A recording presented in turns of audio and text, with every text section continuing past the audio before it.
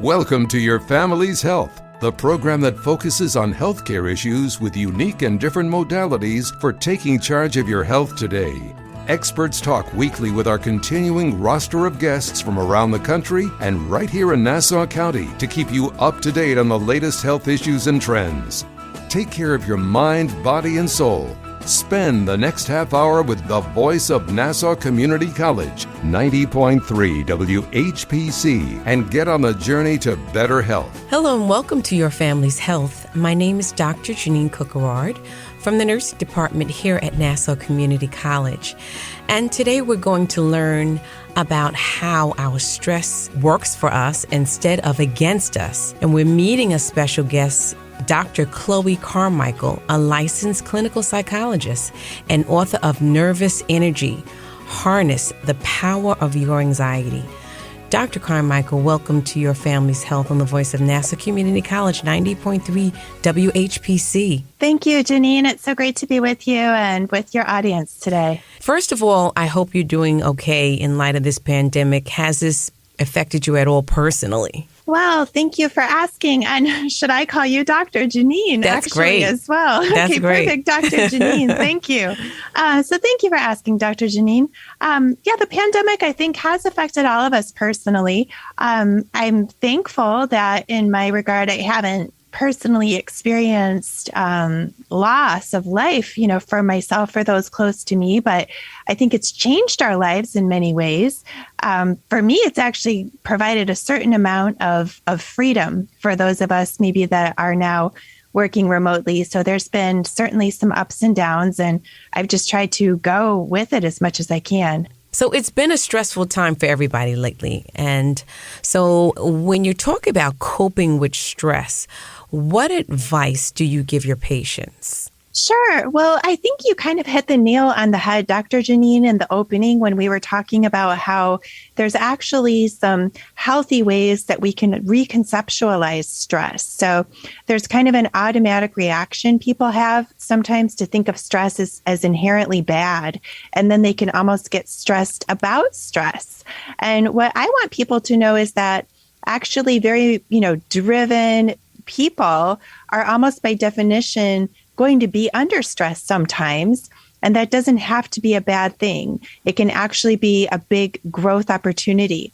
So just like when you're at the gym and you're lifting weights, your muscles aren't getting stronger unless they're shaking, right? Unless you're really stressing those muscles. That's when they grow. And for driven people that are willing to take on new assignments and get out of their comfort zone, they're going to be under stress sometimes.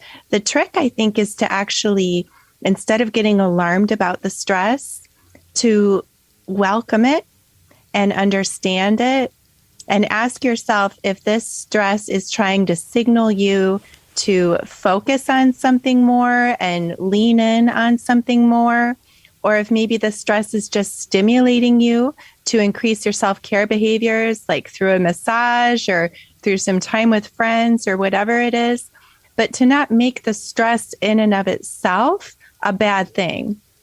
So stress can be positive, where it can have you focus, or stress can be panic, where you completely lose, right, your wherewithal with what's going on around you.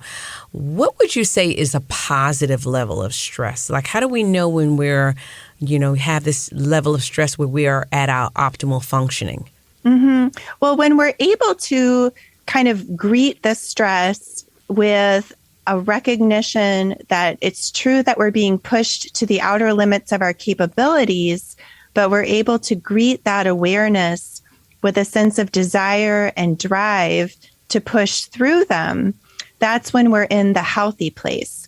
But if we're instead noticing or perceiving that sense of being outside of our comfort zone with more, as you said, a sense of panic or, a sense of negativity, that can sometimes mean one of a couple things. Sometimes it just means that we need to learn how to increase our support. So maybe we're trying to run the proverbial marathon without ever stopping for some water breaks and to nourish ourselves. So if we're feeling that burnout sense, it might be that we just need to learn how to practice more self-care. Or sometimes it just even has to do with giving ourselves permission that it's okay to feel like we're up against something that we don't quite know how to master yet. For some people, perfectionists especially, when they're under stress, they have a tendency to turn on themselves and think it means that they're doing something wrong, which actually perpetuates and increases the stress. So there's a few different options and ways to look at it. So I'm told that many of your clients are highly successful people. Does stress affect successful people differently than you would say the average person? Sure, it can. And I would just say that although it's true, many of my clients are successful people, a lot of them are people that wouldn't even think of themselves necessarily as successful, right? I think a lot of people out there don't quite realize how successful and how high functioning they are. If somebody who's a parent, who's working, who's, also volunteering and taking good care of their home, that to me is a highly successful person.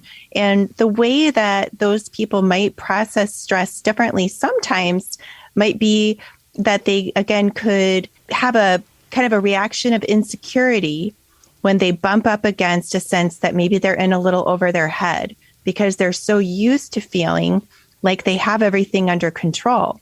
So that's why I always want to start by trying to normalize and even see if we can reframe our initial awareness that we're under stress and that we're a little bit out of control. Sometimes we're supposed to say, you know what, that's actually exactly how I'm supposed to feel right now. So for example, if you have a college student that's going into final exams and they're like, oh my gosh, I'm under so much stress. I'm, freaking out. I feel like I'm not going to understand everything. We don't want to necessarily tell them like, well, that's exactly how you're supposed to feel. But we do want to normalize and say to them, well, you know what? You're about to go take some pretty serious exams. Your knowledge is going to be tested. You're going to have to be really extra on point for the next few weeks. This is kind of a make or break moment.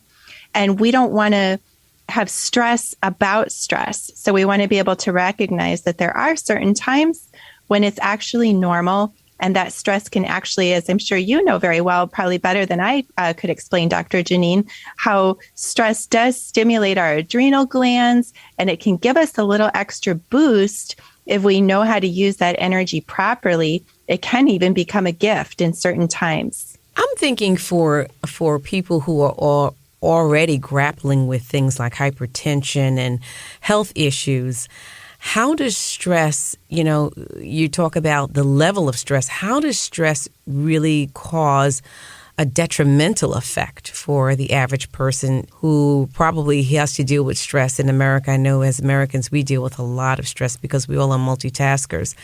How does this worsen a physical or physiological condition that already exists? Yeah, so that's a very important question for people who are under chronic ongoing stress that's starting to take a toll on their body, as you said, through things like hypertension, for example. In those types of cases, I do think it's really important to ask yourself if it's a supply or demand problem, right? So is there too much demand in your life? Are you maybe on one too many committees? Do you have one too many responsibilities?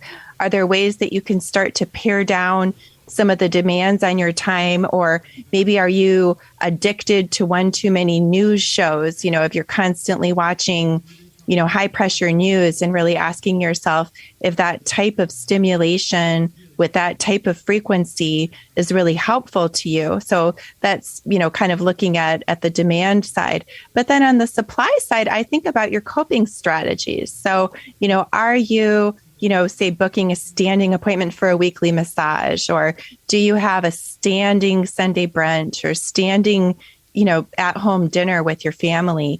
Do you have a good repertoire of fiction books that you can go to and giving yourself time to unwind?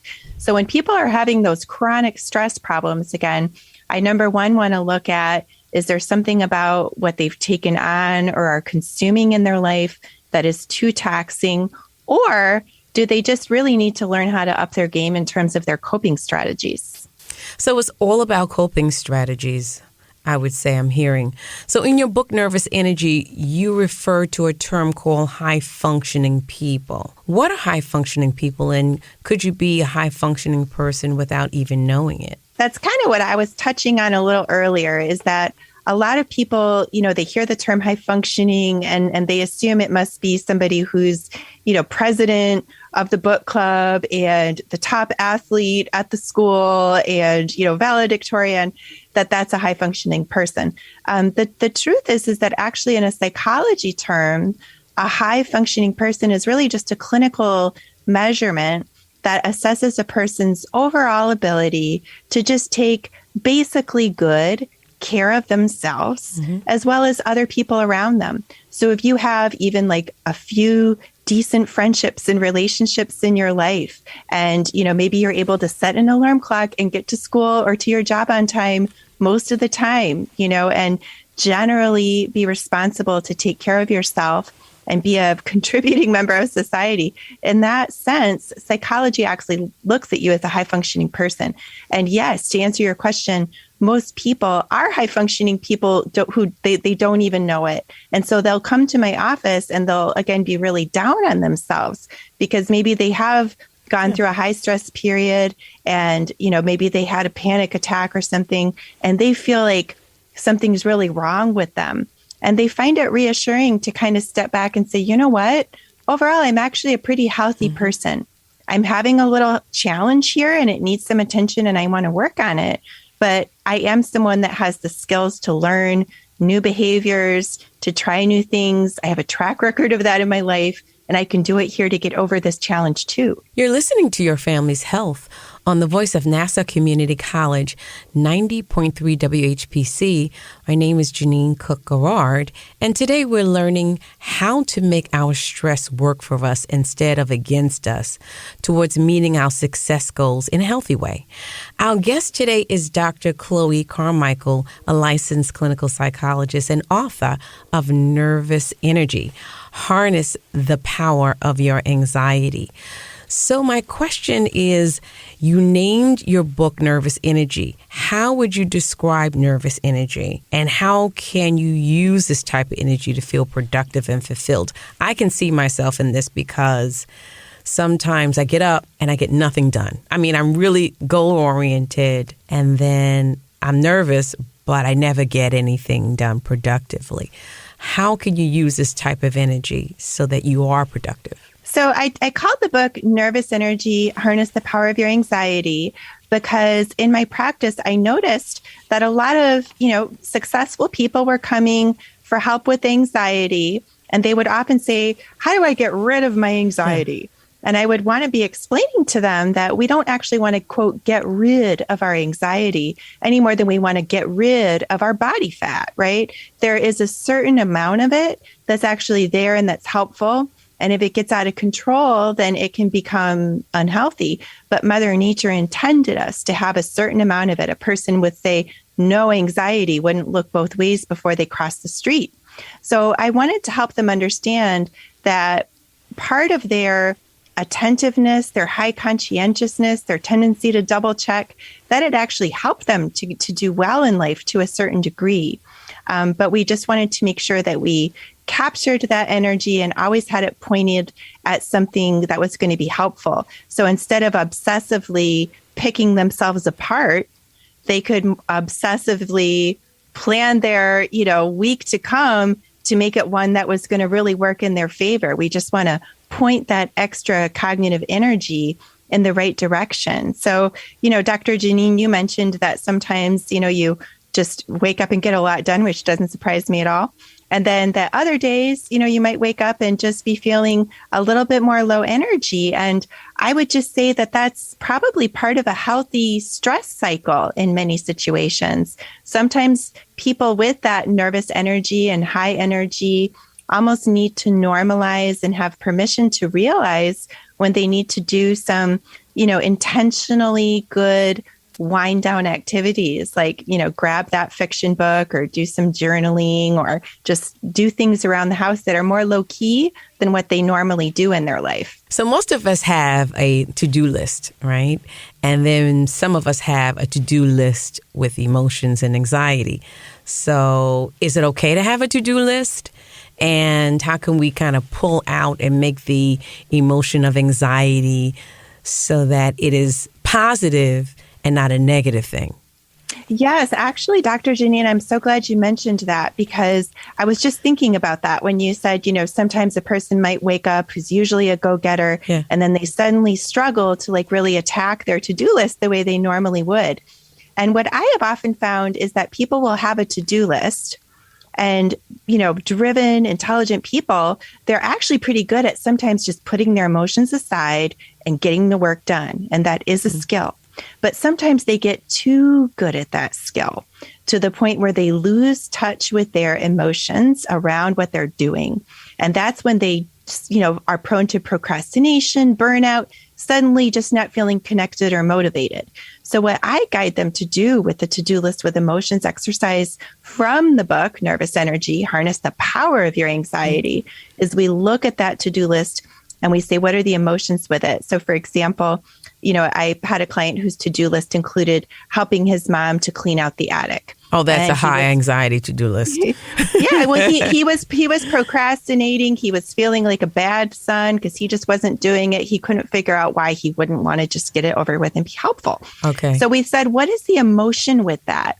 And the emotion, when he really gave himself a minute to ask himself, the emotions were actually loneliness and fear, because he recognized that maybe on some level, this was a prelude to his mom downsizing and thinking about end of life issues. And so the next step to getting in touch with the emotions, the beauty of it is, then you layer in self-care.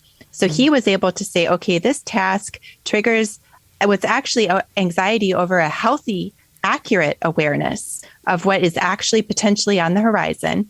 And I can now do like a camera during the attic clean out, have my mom do an oral history, capture on video about all these objects and things, and really clean it out with heart and with intention and let her share with me. And I'll have the opportunity to tell her how much this means to me to do this with her. And then he found that by getting in touch with those emotions, he was able to do the to-do list item, but also really attend to himself and make it a fulfilling errand rather than just one more thing he was doing in the day. Wow. So with a to-do list, we have to sort of look and pick apart every task to see how it connects us to our emotions. Is that what you're suggesting? Right. So for example, a college student who's, nervous about studying for the exams might say, well, gee, the emotion that comes up with me here is, fear of failure. And it always just makes me think about, how I struggled in elementary school or, those types of things. And so that type of person then might layer in the self-care behavior of making sure that they put some positive affirmations around themselves or, just find some way to offset or support themselves around the challenging emotions attached to their to-do list that they might otherwise be prone to just push aside. So what is a mental short list? The mental short list is a good one for people who have a very tenacious mind, as I do. And, as many, driven, intelligent people do. Once we get something in our mind, we can be like a dog with a bone, which can be a positive thing, actually, to be able to just really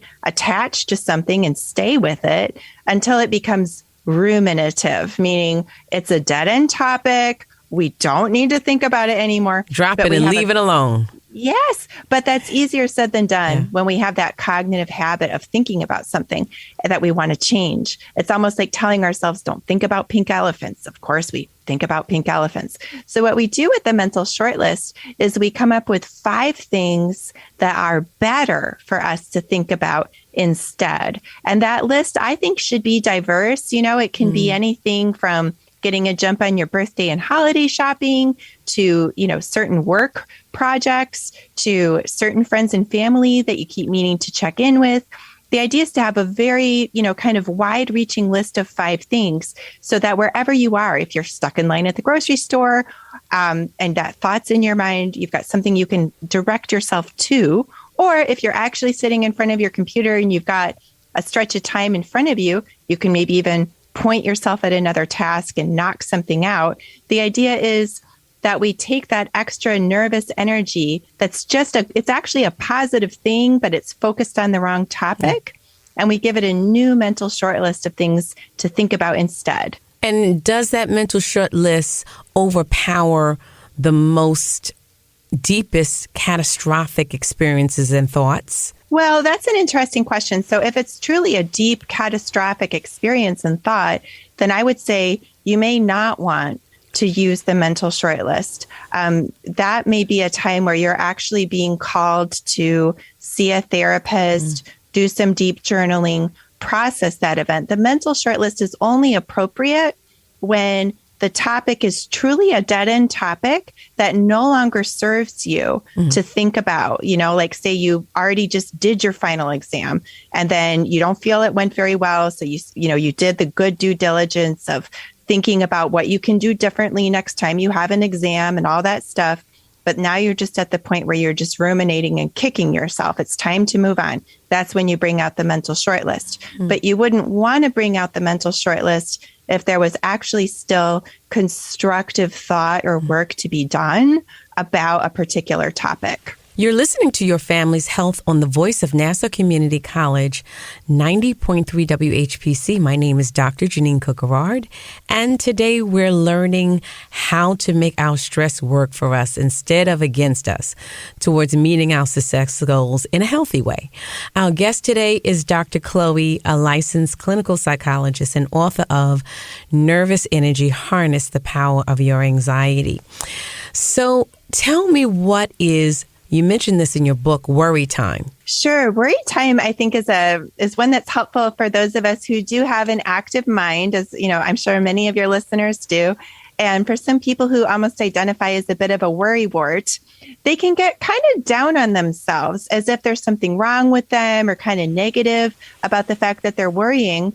And I actually want to kind of remind them that, in fact, there is a positive function to worry. The ability to think ahead about future consequences and want to plan and strategize, that's a positive thing. Is it?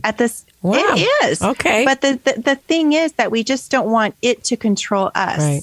We want to use that capacity of our mind judiciously and strategically rather than just, having it ping us with worries randomly, like, should I refinance my student loans? Did I put fertilizer on the lawn?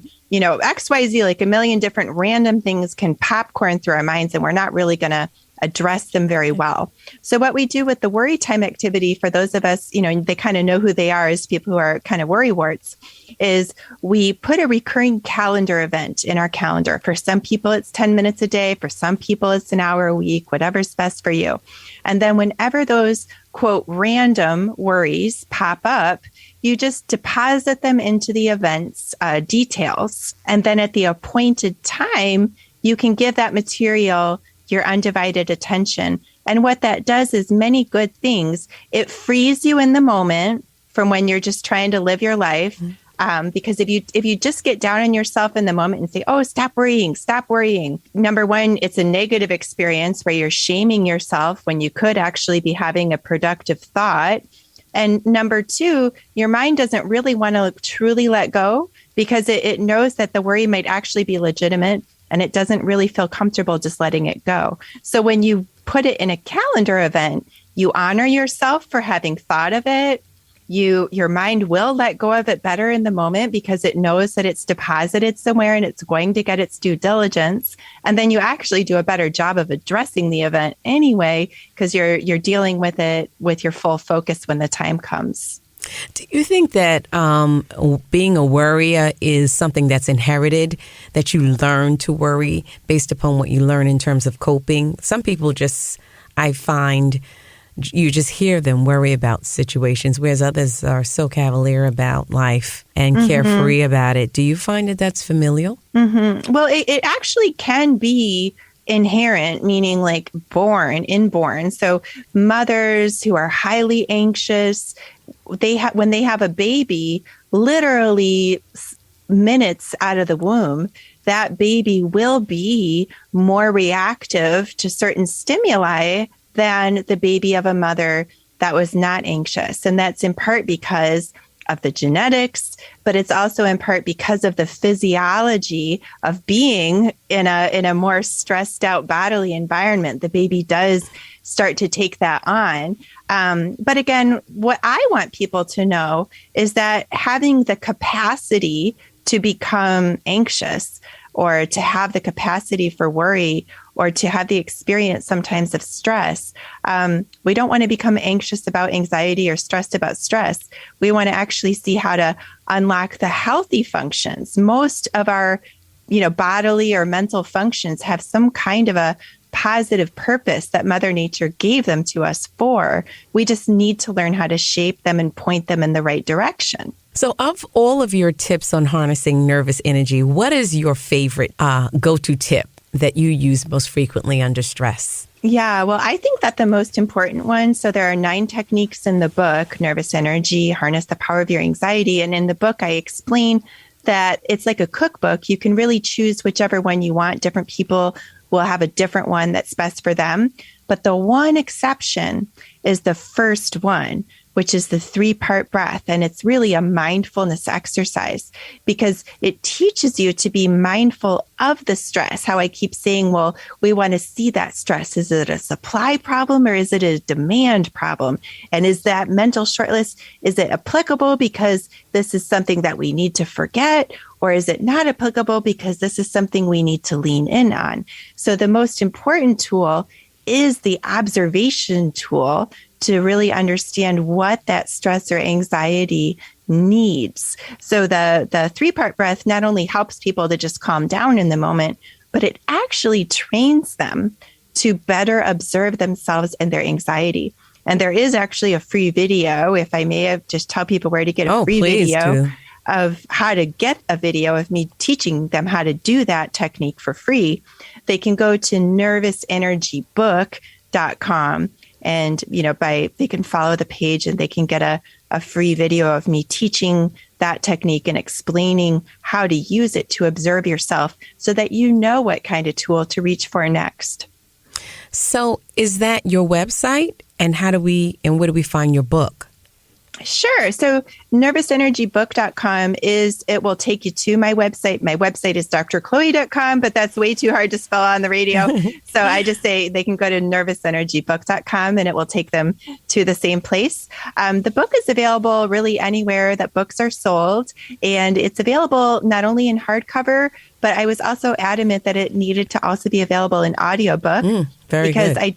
I do feel that especially when it comes to behaviors and things that people might want to try to start emulating and taking on for themselves, there is a fact of hearing somebody else talk about it that helps it to be that much easier sometimes for some people to just take it on themselves. So it's in print as well as audio and digital. So if you had to sum up one thing that you want to leave the audience with when it comes down to harnessing stress for success, what would you say would be what you would leave us with? Number one headline is the healthy function of anxiety is to stimulate preparation behaviors, including self-care. And we just need to listen to the anxiety to learn how to do that. Thank you for being here, Dr. Chloe Carmichael, a licensed clinical psychologist and author of Nervous Energy, Harness the Power of Your Anxiety. We hope you stay safe and continue to stay healthy. And thank you for being our guest today. Thanks, Dr. Janine. It was great to be with you. This is Dr. Janine Cookerrod from the nursing department here at Nassau Community College. And we want to thank you for listening to this week's edition of Your Family's Health. We'd like to get your feedback on your family's health. Send your comments by emailing them to whpc@ncc.edu. Podcasts of today's show are available on iTunes, Android Podcasts, and Spreaker. This program was produced at the studios of Nassau Community College in cooperation with the nursing department. Join us next week for another edition of Your Family's Health on the voice of Nassau Community College, 90.3 WHPC.